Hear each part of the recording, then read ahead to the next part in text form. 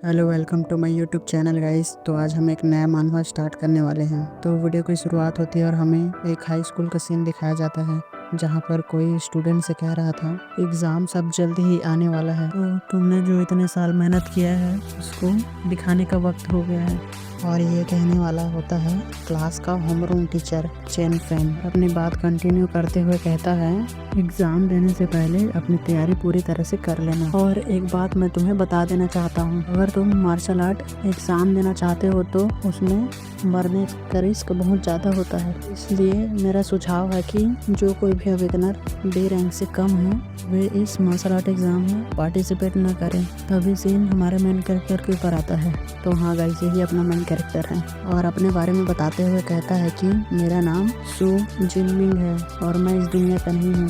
तो हाँ गाइस, ये अपना मेन कैरेक्टर इस दुनिया का नहीं है, वो दूसरी दुनिया से इस दुनिया पर ट्रांसमाइग्रेट हुआ है। तो मेन कैरेक्टर अपनी बात पूरी करते हुए कहता है टीचर मेरे बारे में बोल रहा था क्योंकि मैं एक ई रैंक अवेकनर हूँ। तभी हमें इस वर्ल्ड के बारे में थोड़ा सा बताया जाता है। इस प्लैनेट का नाम ब्लू स्टार है और अचानक से एक दिन इस दुनिया में पोर्टल्स वगैरह खुलना चालू हो गए, जिससे अनगिनत मॉन्स्टर इस दुनिया में हमला करने लगे और उनसे लड़ने के लिए ह्यूमंस में भी एबिलिटी जागना शुरू हो गए, जिन्हें अवेकनर्स कहते हैं। ये अवेकनर्स आगे चल के ह्यूमैनिटी की रक्षा करने लगे और तभी से जैसे ही वो लोग 16 साल के होते हैं उन्हें अवेकन होने का मौका मिलता है। और अवेकनिंग भी 9 ग्रेड्स में डिवाइड है, जैसे कि ई रैंक से ट्रिपल एस रैंक तक, पर ज़्यादातर लोग एफ रैंक या डी रैंक की अवेकन कर पाते हैं। और मैं भी एक अवेकन्ड हूँ, जो कि मेरे पास एक ई रैंक का वीक इलेक्ट्रिसिटी वाला पावर है। तभी सीन उसी क्लासरूम पर आता है जहाँ पर कोई अपने मेन कैरेक्टर के डेस्क पर हाथ मारते हुए कहता है और अब से मैं मेन कैरेक्टर को जिन ही कहूँगा। तो वो बंदा आगे कंटिन्यू करते हुए कहता है हे जिन,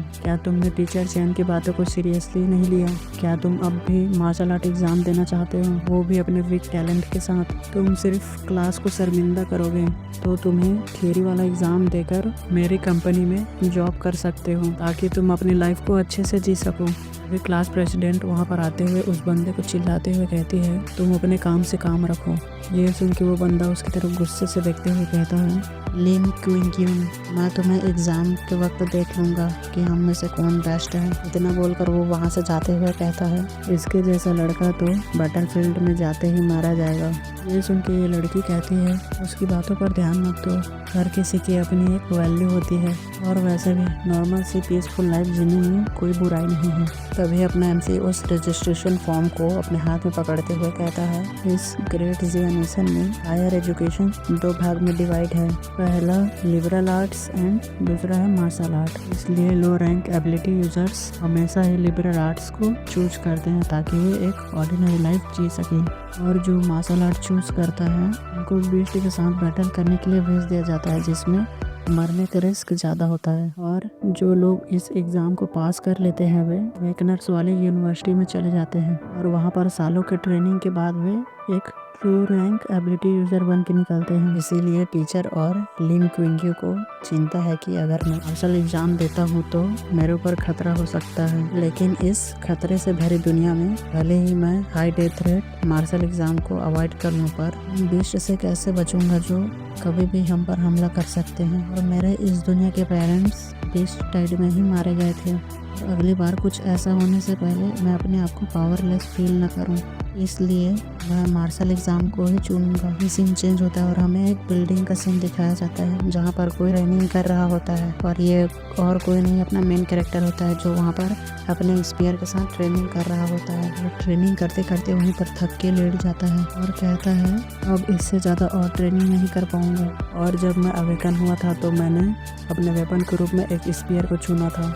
मुझे 2 साल से भी ज़्यादा का समय हो गया ट्रेनिंग करते हुए, पर अभी भी मैं बिगिनर लेवल से आगे नहीं बढ़ पाया। लेकिन मैंने एक टेक्निक खरीदी थी जो कि मुझे 3 लाख युआन का पड़ा था।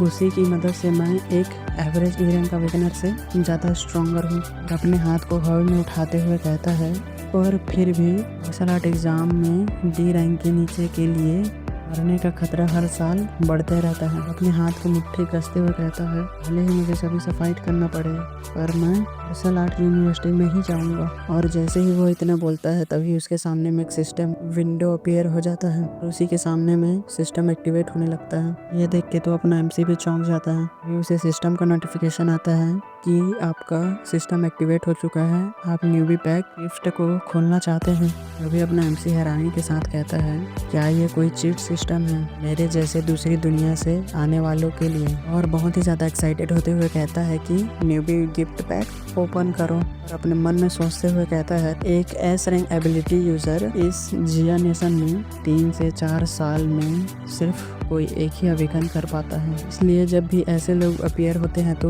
उन्हें यूनिवर्सिटी के द्वारा बहुत सारे रिसोर्सेस वगैरह प्रोवाइड किए जाते हैं ताकि आगे चल के वो और भी ज़्यादा स्ट्रॉन्ग हो सकें। और इस तरफ मैं, जो कि एक ई रैंक लूज़र है, अब मैं भी अपने सिस्टम की हेल्प से अपनी किस्मत को बदल सकता हूँ। और इतना बोलकर वो न्यूबी पैक को क्लेम कर लेता है और उसे क्लेम करते हुए उसे 200 एबिलिटी पॉइंट्स मिलते हैं और साथ में S rank ability purple heaven divine thunder नाम की स्किल मिलती है। तभी वो स्किल अपने मेन कैरेक्टर के बॉडी में ऑब्जॉर्व होने लगता है, जिससे कि अपने मेन कैरेक्टर के शरीर के आसपास पूरी बिजलियां फैलने लगती हैं, जिसके कारण पूरा घर तहस नहस होने लगता है। और उसका प्रोसेसिंग दिखाया जाता है जो कि 20%, 30% ऐसे करके बढ़ते रहते हैं। उसके एनर्जी के कारण बिल्डिंग की कांच टूट जाती है और बाहर तक लोगों को दिखाई देता है। ये देख के सारे लोग पैनिक में आ जाते हैं और एक बंदा फायर ब्रिगेड को कॉल कर देता है। और इस तरफ सीन अपने मेन कैरेक्टर पर आता है जो कि दर्द में चिल्ला रहा होता है। इसी के साथ उसका प्रोग्रेस 50%, 60%, 70% से बढ़ते रहता है। तभी सीन बिल्डिंग के बाहर का आता है जहाँ पर कुछ लोग आसमान को देखते हुए कहते हैं, ये अचानक से आसमान में काले बादल कहाँ से आ गए? तभी अचानक से वहाँ पर एक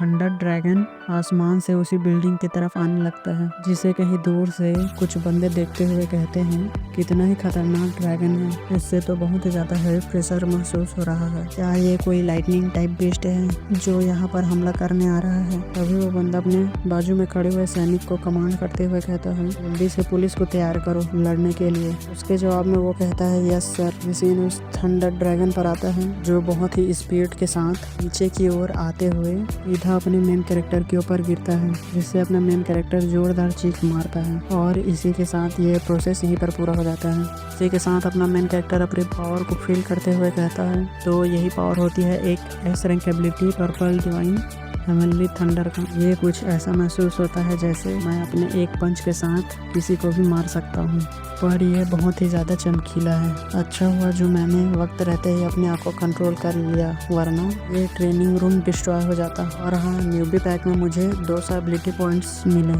वो किस काम में आता है? तभी सिस्टम के थ्रू पता चलता है एबिलिटी पॉइंट्स बीस्ट को मारने पर मिलता है और इसे लेवल अप स्किल अपग्रेड में यूज़ किया जाता है। एक और नोटिफिकेशन आता है जिसमें अपने एमसी को कहा जाता है और आप अपने पॉइंट्स और सिस्टम पैनल वाले ऑप्शन में जाके अपग्रेड कर सकते हैं। इसे देखकर अपना एमसी खुश होते हुए कहता है, मुझे इस प्रकार के चीट सिस्टम बहुत ही ज़्यादा पसंद है। इतना बोलकर वो सिस्टम पैनल ओपन कर लेता है, जिससे अपने एमसी के सारे स्टैट्स वगैरह लिख के आ जाते हैं, जो आप पॉज करके देख सकते हैं। और अपना एमसी कहता है, एग्ज़ाम कल है, इसलिए मैं अपने 200 पॉइंट्स को जितना हो सके उतना कॉम्बैट पावर में बढ़ाऊंगा। इतना बोलकर वो सिस्टम को कमांड करता है कि मेरे पॉइंट्स को कॉम्बैट पावर में डाल दो। और जैसे ही उसके पॉइंट्स कॉम्बैट एबिलिटी में डालते ही अपने मेन कैरेक्टर की पावर बढ़ने लगती है, जिसे फील करते हुए अपना एमसी कहता है, तो अपने विटिलिटी और माइंड को इन्हेंस करने से ऐसा फील होता है, जिसके साथ अपना एमसी एक पंच बनाते हुए सामने की तरफ मारता है। उस पंच से बहुत ही ज़्यादा शॉकवेव निकलती है, जिसे फील करते हुए कहता है, मेरे स्टैट्स अब इम्प्रूव हो चुके हैं, इससे मेरे combat technique and ability control में सुधार हुआ है। और जैसे जैसे करके मैं अपने पॉइंट्स को अपने स्टैट्स वगैरह में डालते जाऊंगा तो मेरी एबिलिटी वैसे ही और भी बढ़ती जाएगी। अब लगता है मेरे करंट स्ट्रेंथ के साथ एबिलिटी यूनिवर्सिटी में जाना कोई बड़ी प्रॉब्लम नहीं रहेगा। पर 7 लाख से भी ज़्यादा स्टूडेंट्स के बीच में मेरा रैंक कौन सा आएगा?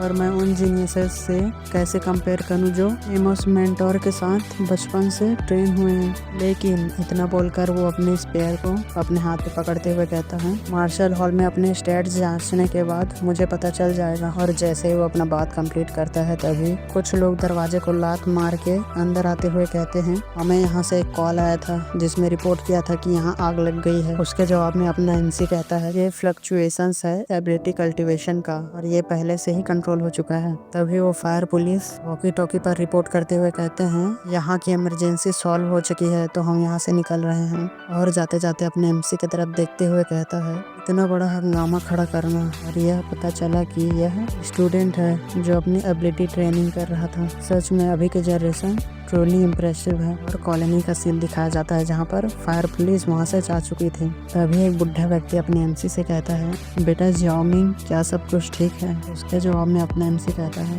सब कुछ ठीक है अंकल यांग। तभी बुढ़ा कहता है तुम्हारे होलियों को देख के लगता है कि सब कुछ ठीक है, और क्या तुम मार्शल हॉल की तरफ जा रहे हो? अपना एमसी कहता है हाँ मैं प्रैक्टिस करने के लिए जा रहा हूँ। जिसके जवाब में बुढ़ा कहता है इतना मेहनती, यहाँ तक कि कॉलेज एंट्रेंस एग्जाम से एक दिन पहले भी ट्रेनिंग ले रहा है, मेरे बेटे की तरह नहीं। तभी सीन मार्शल हॉल की तरफ आता है। एक अवेकन्ड व्यक्ति को एक एबिलिटी यूजर के रूप में आगे बढ़ने के लिए उन्हें अपनी क्षमताओं को मजबूत करने के लिए अपने शरीर और दिमाग की ट्रेनिंग करना चाहिए, और इसलिए ट्रेनिंग हॉल और मार्शल हॉल का निर्माण किया गया। लेकिन हर फैमिली प्राइवेट ट्रेनिंग रूम का खर्च नहीं उठा सकता, और जिया नेशन में 2 सबसे फेमस मार्शल हॉल हैं, इसमें से एक थंडरबोल्ट और दूसरा ग्रिजली बियर है। और इन्हीं में से जो ग्रिजली बियर मार्शल हॉल है उसका 1 साल की फीस 1 लाख युआन है,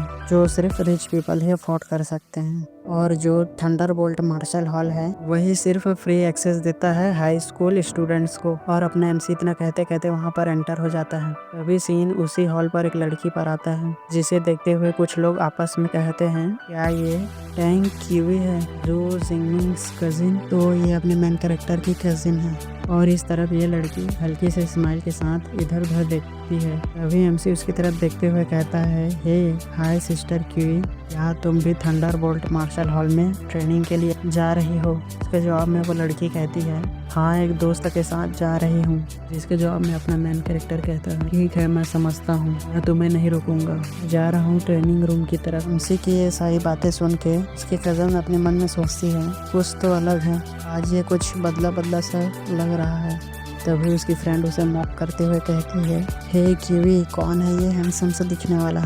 उसके जवाब में वो कहती है ये मेरा कजिन है, और वो भी हमारे तरह 3rd ईयर में है, और उसका भी कल मार्शल आर्ट एग्जाम है। तभी उसके बाजू वाला लड़का उससे कहता है हे तुम इतनी ज़्यादा क्यूरियस क्यों हो, कहीं तुम्हें उस पर क्रश तो नहीं हो गया है? उसके जवाब में वो लड़की बड़ी ही एक्साइटेड होते हुए कहती है ऐसे चेहरे के साथ अगर स्ट्रेंथ भी हो तो शो ऑफ के लिए बॉयफ्रेंड तो बना ही सकती है। उसके जवाब में अपने एमसी की कज़न कहती है तुम्हें डिसअपॉइंट करने के लिए मुझे माफ़ करना, पर मेरा कज़न सिर्फ एक ई रैंक अवेकनर है। ये सुन के तो उस लड़की का दिल ही टूट जाता है और कहती है क्या सिर्फ ई रैंक, ये तो शर्म की बात है। तभी वो लड़का कहता है ई रैंक एबिलिटी के साथ मार्शल एग्जाम में भाग लेना उसकी हिम्मत के तो दाद देनी पड़ेगी। उसके जवाब में अपने एमसी की कज़न कहती है हिम्मत होना एक अलग बात है और इसमें रिस्क बहुत ही ज़्यादा हाई है, मैं चाहूँगी कि वो परीक्षा ना दे। तभी उसकी दोस्त उसका हाथ पकड़ते हुए वहाँ से ले जाते हुए कहती है यार छोड़ो इसे, हम यहाँ पर थंडरबोल्ट मार्शल हॉल घूमने आए थे। उसके जवाब में अपने एमसी की कज़न कहती है तुमने ठीक कहा, और वैसे भी मैंने अपने 3 साल ग्रिजली बियर के हाई स्कूल में बिताए हैं, ये मेरा फर्स्ट टाइम है कि मैं यहाँ पर आई हूँ, और वैसे भी परीक्षा से पहले थोड़ा आराम करना शारीरिक और मानसिक स्वास्थ्य के लिए अच्छा है, तो चलो। तभी सीन अपने मेन कैरेक्टर पर आता है जो अपनी स्पीयर को हाथ में पकड़ते हुए कहता है ये स्पीयर अब मुझे हल्का महसूस हो रहा है, लगता है ये मेरे फिजिक्स स्ट्रॉन्ग होने के कारण हो रहा है, और कल एग्जाम होने के कारण मेरे पास टाइम नहीं है एक अच्छा वेपन खोजने के लिए। इतना बोलकर वो अपनी स्पीयर के साथ स्टैंस लेते हुए कहता है तो चलो देखते हैं मेरे पीक पावर को बिना किसी एबिलिटी इन्हांसमेंट के। और इसी के साथ ये वीडियो यहीं पर एंड होता है। तो वीडियो अच्छी लगी हो तो लाइक करके सब्सक्राइब जरूर से कर देना। मिलते हैं नेक्स्ट एपिसोड में, तब तक के लिए बाय बाय।